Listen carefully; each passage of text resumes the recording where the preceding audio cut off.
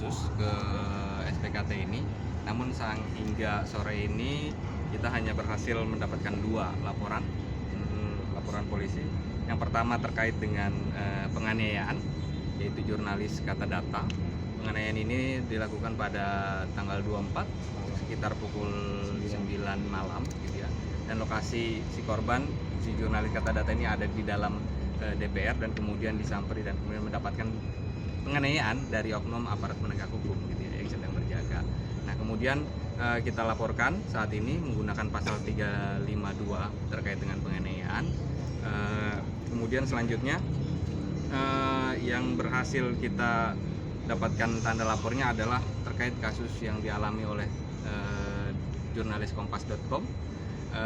Ini lebih kepada penghalang-halangan aktivitas jurnalistik sebagaimana Undang-Undang Pers, khususnya pasal 18 ayat 1 bahwa ada tindak pidana bagi yang menghalang-halangi kerja jurnalistik.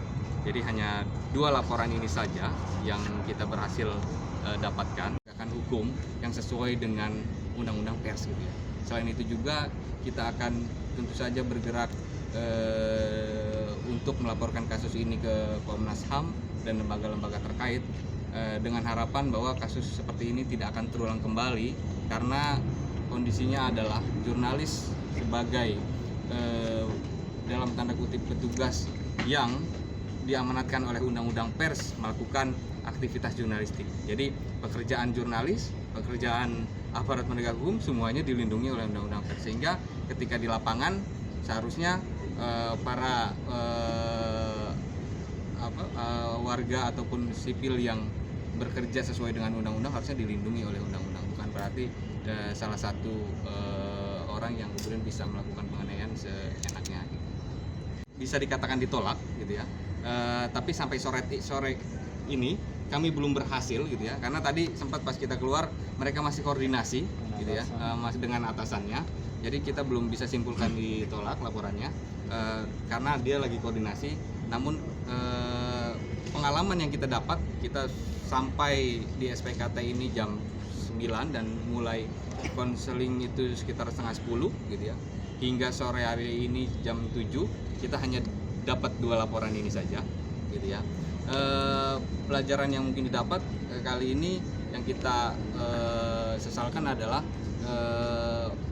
beberapa kali gitu ya, pihak konseling ini sempat kebingungan bagaimana menindaklanjuti pelanggaran yang ada di Undang-Undang Pers gitu ya.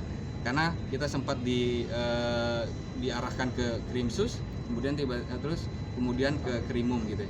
Jadi sebenarnya concern kami adalah pihak Polda Metro Jaya gitu ya, harus teliti ataupun setidaknya memahami Undang-Undang Pers, sehingga ketika ada pelanggaran-pelanggaran yang ada di dalam Undang-Undang Pers ini, laporan-laporan seperti ini harusnya segera ditangani seperti itu. Jurnalisnya jadi korban kekerasan ini agar komit untuk kasus ini tetap dilanjutkan di proses hukum sampai pengadilan. Jadi tidak ada yang putus di tengah jalan ataupun dicabut perkaranya.